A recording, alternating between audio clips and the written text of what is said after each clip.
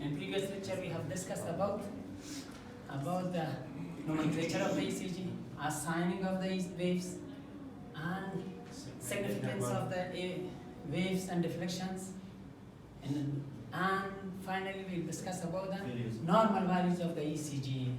This was our previous lecture. In today's topic, we'll discussing about the correlation of ECG to cardiac event. Correlation of ECG to cardiac event.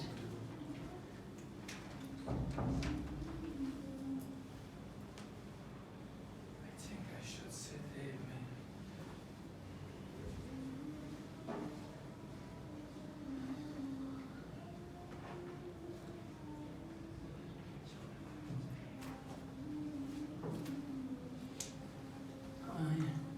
Today's lecture will be discussing about the correlation of ECG to cardiac event. Correlation of the ECG to mechanical event, I mean systole and diastole. Correlation of the ECG to heart sounds. And finally, correlation of the ECG to action potential. We have started from the cell, I mean from action potential. Right now, slowly we will finish this basics and principle of the ECG. Tomorrow we will have another lecture about the rules and fact and basic principle of the ECG, totally are used in basic and fundamental of the ECG. Right now, correlation of ECG to cardiac event.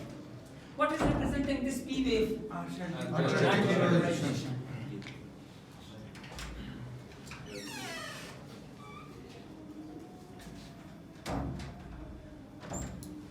Correlation of the ECG to mechanical event, to cardiac event.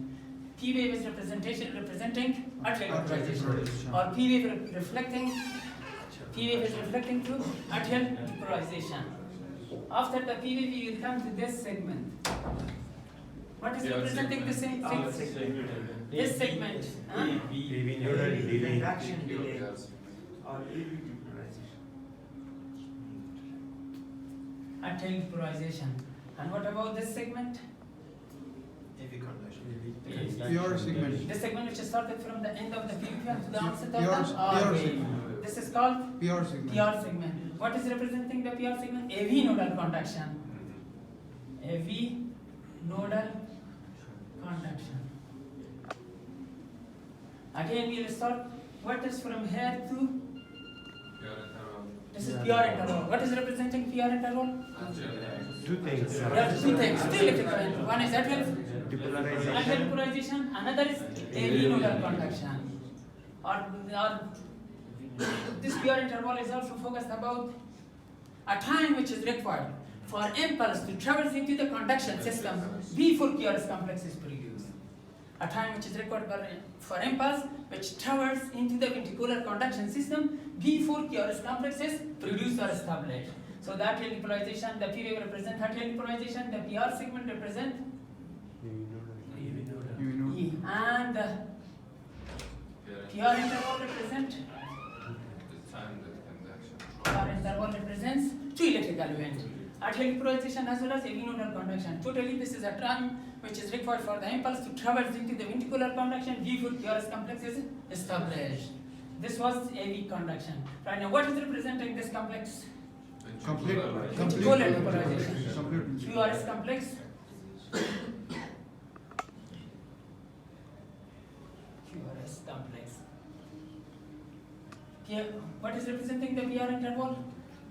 Two electrical events, atrial depolarization and AV nodal conduction, a time which is required for impulse to traverse into the ventricular conduction system before QRS complex is established. The second, large wave, strong wave. What is representing the QRS complex? Complete ventricular depolarization. P wave plus PR segment. The QRS complex is representation of the ventricular depolarization. Ventricular depolarization.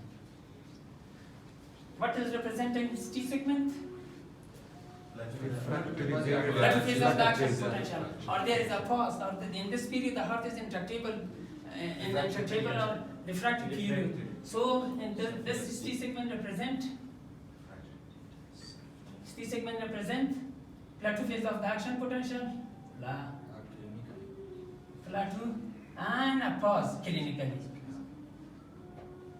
A pause during which the QRS complex is completed its depolarization, and this is the segment that is V for the T wave. V for T wave. Another T. What is representing the T wave?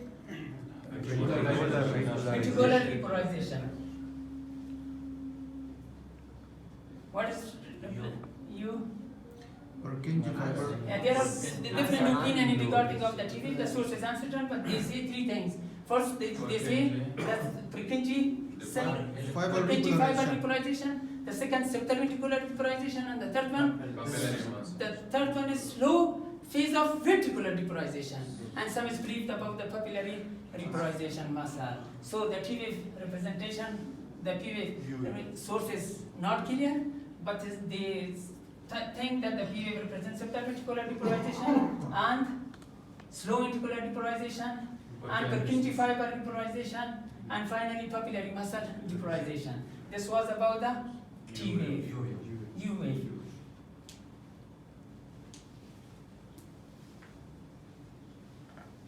Answer that. CER. Septal ventricular repolarization. Another slow phase of ventricular repolarization and Purkinje Purkinje cell repolarization, or finally papillary muscle repolarization. Now again, we should first correlate the cardiac event to the ECG event. First we correlate cardiac event to the ECG event. For example, we have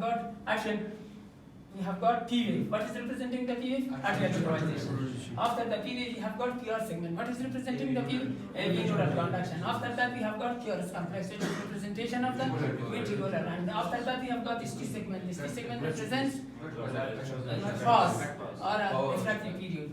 And what is representing the T wave?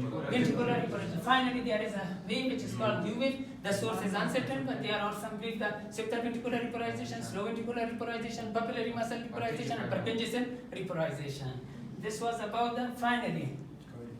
We have forget to tell you about the QRS Q interval.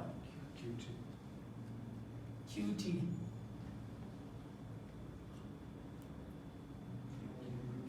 What is representing QT interval? This is the time duration during which two electrical events occur. One is the systole, another is diastole. The Q wave represents systole and the T wave represents diastole. It is started from the beginning of the Q wave to the end of the T wave. Electrical event that we see during this period, QRS complex, which represents ventricular repolarization, is the segment of pause or it is refractory period, and T wave represents ventricular repolarization, and U wave represents septal ventricular repolarization slow phase, phase 1 in action potential. QT interval, a total time for duration of systole.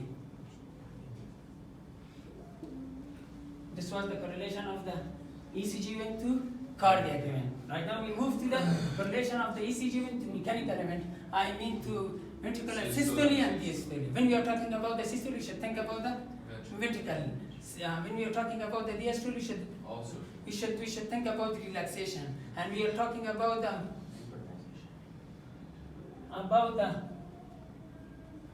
mechanical event. We should also think about the excitation or atrial or ventricular activation. Right now, the correlation of ECG to the mechanical event. From here, from this part to main part of the Q wave, QRS complex. This is represents systole or mechanical event atrial contraction. This was from the beginning a little bit from this part of the P wave to the mid part of the QRS complex represent atrial systole or atrial contraction. We don't see atrial repolarization. Why? Because the atrial repolarization is a slow wave, gradually produced, and during the production of the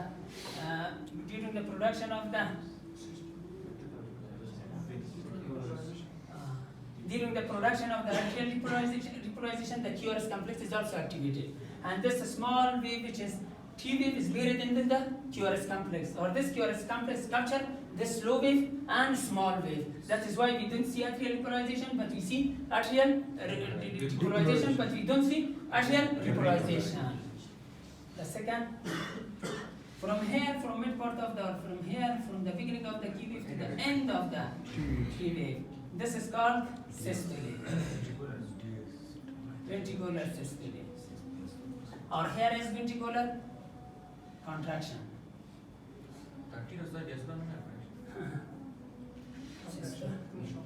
So you should, from the beginning of, from this part of the P wave to the mid portion of the QRS complex is represent atrial systole or ventricular contraction. From here, from the beginning of the Q wave to the end of the T wave represents systolic or ventricular contraction. Now, between V1 and V2 here, we will hear first heart sound, this one. And this is also represent is 2. Between them is 3. This was about the correlation of the ECG to Mechanical. mechanical to heart sound. Correlation of the ECG to cardiac event, correlation of the ECG to mechanical event, correlation of the ECG to heart sound, and correlation of the ECG to action potential.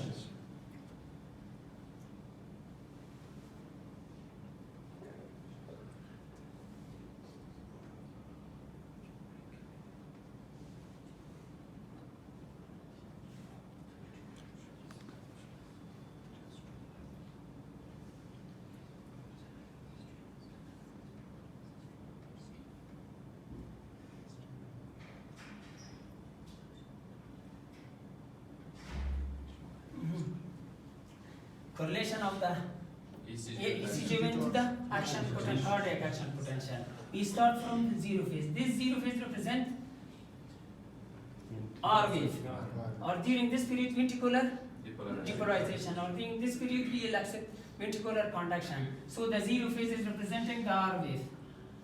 R wave represents free ventricular wall depolarization. Zero phase is represent R wave. What is representing the R wave? Free wall depolarization. Free ventricular wall depolarization, or the major part is depolarized. So zero wave corresponds to the R wave. And this phase 1 is representation of the slow phase 1. Representation of the slow ventricular depolarization. Slow ventricular depolarization, or septal, or papillary muscle, or Purkinje cells. This phase 2 represents plateau phase of the action potential.